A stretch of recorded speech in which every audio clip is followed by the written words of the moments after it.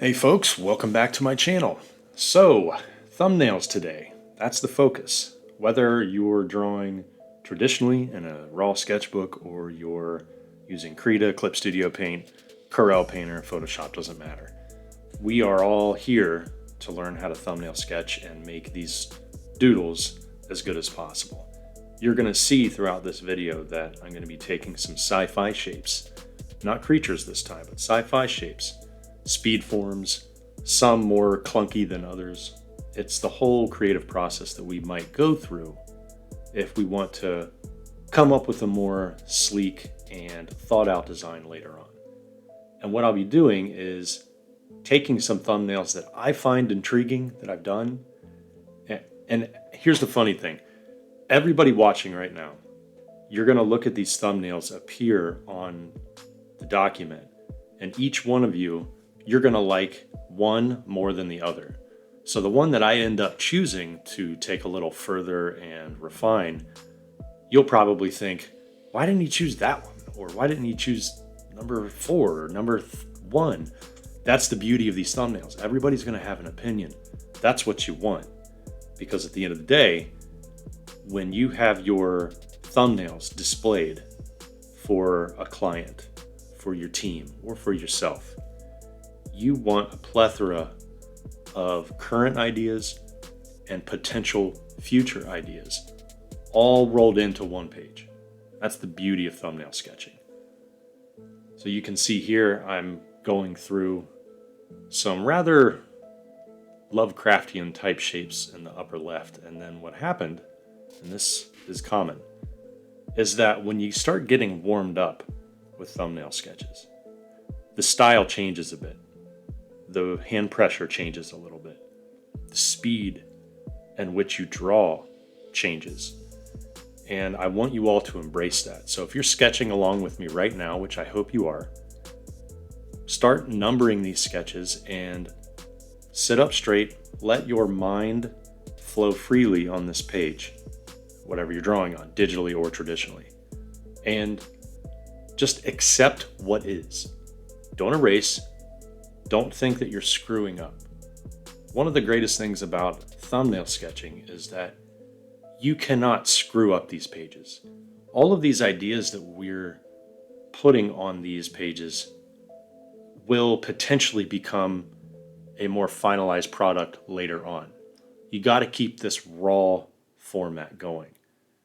Don't hesitate to sketch a little bit and then skip the thumbnail, start a new one, and then maybe come back. That's the beautiful thing. I mean, look what I did just there. I put helmet ? Because here I am starting off this thing, drawing this super spiky ball in the upper left-hand corner, and all of a sudden I get to a helmet. I had no intention of getting to a helmet. But that's why these are so much fun to do. All right, starting a new speed form down there. I got that crazy Scott Robertson looking ship right above the one that I'm sketching. So I tried hard not to duplicate that one, and now I turned it around. You can see the little cockpit with a person driving. So what looks like pincers in the front, along with fins and everything, it's facing our opposite, the left. So that was intentional. The other thing that I want to mention about thumbnail sketching is that the whole point of them is to be different with each one. If you find yourself sketching the same thing over and over and over again, it could be for a couple of reasons. 1, you're bored. 2, you haven't looked at enough reference. And 3, you're staying in your comfort zone too much. We all have our comfort zones. With me, I like spiky shapes. It's just always appealed to me. I don't know if it's a subconscious thing because I played with bugs a lot when I was a kid. I loved insects. I drew them all the time. That and dinosaurs.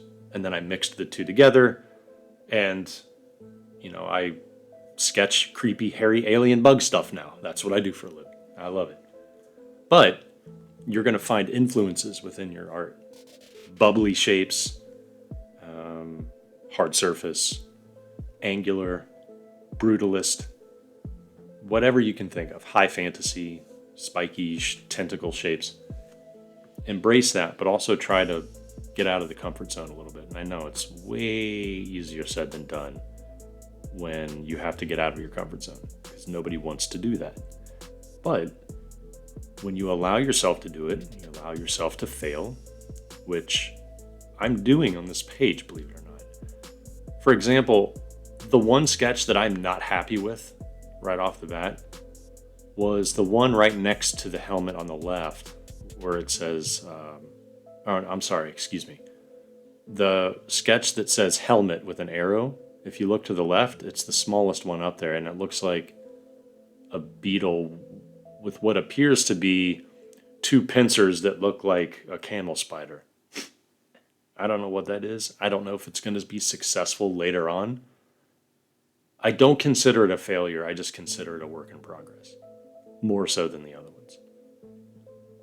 All right, so I'm adding in some quick and easy details here to flesh out the silhouette. There we go. And also, look down at your sketches right now and see if you're going on this little journey too, your own personal one. Look at your sketches and ask yourself, are they changing? Do the sketches at the end of the page look different than the ones where you started? And that's always a really neat thing to observe. We don't even realize we're going through that transition until we actually have a full page of thumbnails and we're going, why did I even draw that? What is that thing? That's the beauty of it. We can always come back to them, and maybe there'll be a portfolio piece in 3 months, 6 months, who knows? So up here, I'm adding some numbers because it's always good to number your thumbnails. You never know who's going to see it. And also, it's for your own convenience. The brush I'm using is called the Kyle Ultimate Pencil Hard within Photoshop. It's a good brush for digital sketching. If you want something to mimic a pencil, it's pretty much the only one I have ever found that actually looks like a pencil. There's a lot, I know. You can download a lot of brushes. But this is the one that actually feels like a brush, to me at least, or a pencil. All right, now I'm just adding a little bit of finishing touch here and there, and then I'll go to my next bit. So I'm taking some pieces. I'm going to open a new document, and then I'm going to show you guys how to lay out or refine this sketch. I'm going to make a front 3/4 one. And then stick around and I'll show you how to take all the thumbnails and then your refined larger front 3/4 sketch, or the money shot, as we like to call it in the industry, and put all those on a presentation sheet. You don't have to add color. This version that I'm sketching today, this entire session, is going to be without color. Now, it depends on how you want to operate and what the client is asking for. If they want color, then obviously you're going to give them color. But this is just strictly having fun with line work and sketching. I mean, speaking of that, adding color should be secondary to having a good sketch, because it won't matter. You could be a really good painter, but the design sucks and the line work isn't finished. So what I'm doing here is I'm taking that side view, which was number 9, and then I'm I'm drawing the same vehicle in front 3/4 view. And you'll see I edit this process a lot, and I think that everybody here listening should embrace this process. You're not going to land it the first time. I did not. I was a vehicle designer for a long time, and there are certain instances when you start sketching a vehicle or a prop or whatever it may be, and you think you nailed it, and then you start looking at the perspective and you're going, this is not good. It sucks. So what I had to do here was have that side view ready. And then as I'm sketching the front 3/4 view, I'm constantly looking back and honoring that side view sketch. So what I mean by honoring it is what made your choice, whatever you guys are choosing, and what made my choice so intriguing. I want to still capture that. And if I have to tweak some areas, then I definitely have to. So I'm constantly looking to the left and then the right on my sketch, the left and right. You see that wing down there that I'm drawing. I'm not done with that thing. I keep changing it. That vertical line that I drew from the nose tip down through the perspective lines, it's because in the side view sketch, you'll see that I started at the nose and I drew that straight line down. And the wings do not go past it horizontally. They go a little bit behind it. So I want to make sure I honor that. And I don't want to make the wings in the front 3/4 view stretch past it just because I think it should. No, it's not doing it in the side view. So I'm not going to do it in the front 3/4 view. You have to be as accurate as possible.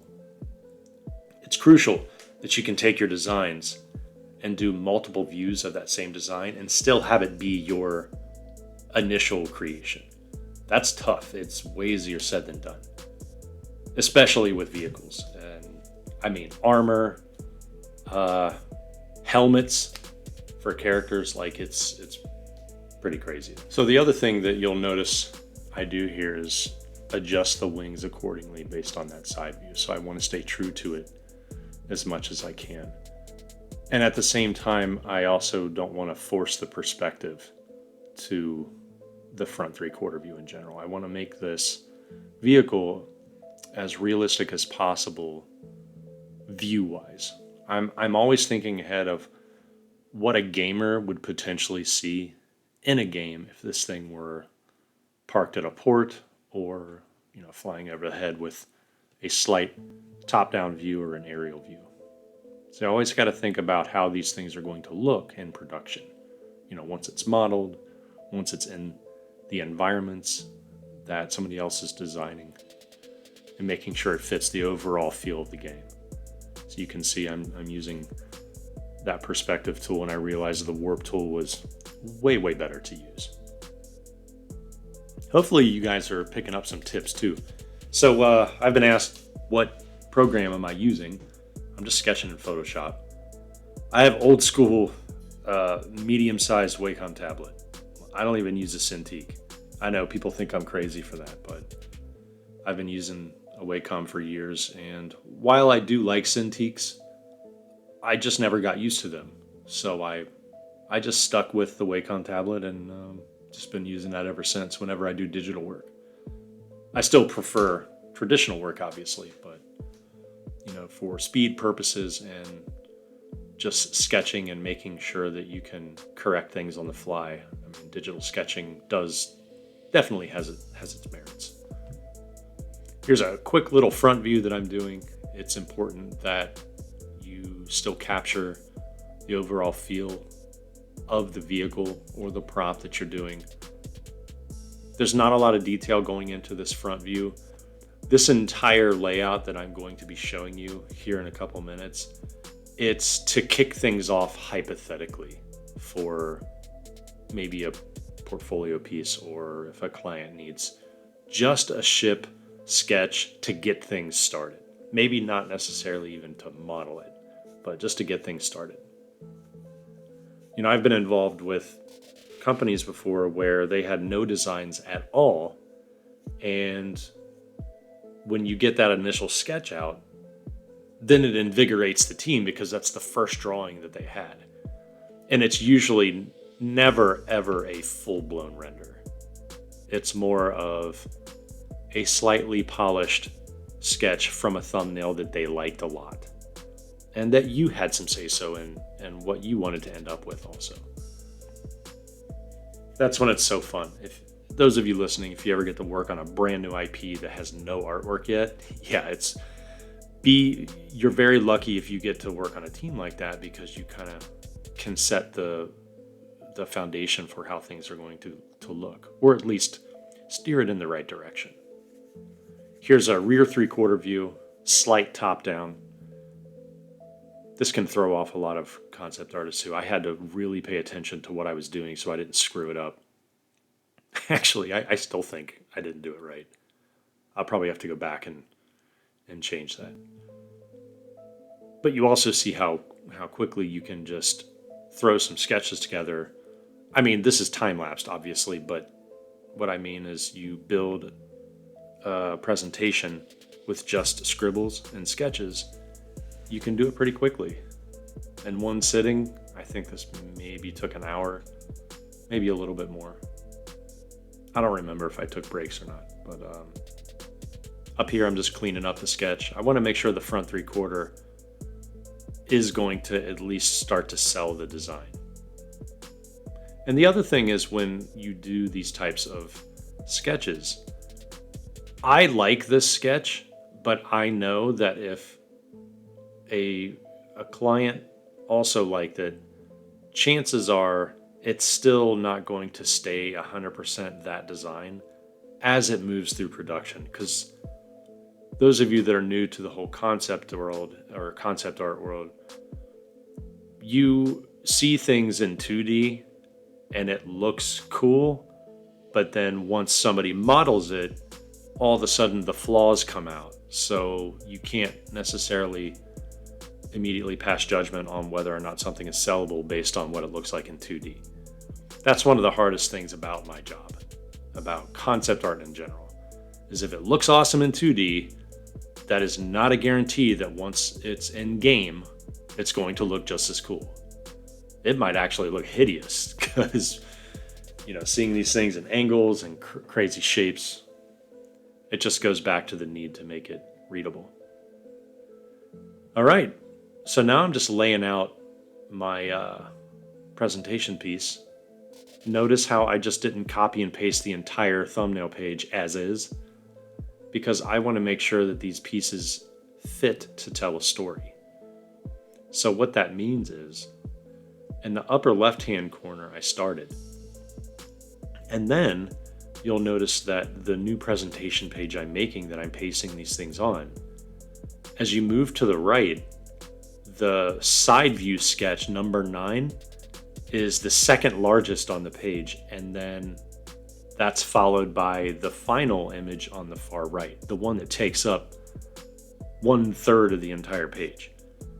Okay, I'm telling a story here because I want to keep my orthographic views, which are the rear 3/4 and then the front down at the bottom. I want to separate those. I don't want to mix those up with the other drawings because I want those to be, I want a 3D modeler to see those and go, all right, so now I see the front, and then the side is obviously in front of us. So the second largest image. And this is how I build everything, folks. If you're interested in taking my mentorship, where I will guide you through not only becoming a better sketcher, but also just an overall better thinker, email me at bobbyrebholz@gmail.com, and I'd be happy to give you a consultation and figure out your goals and such.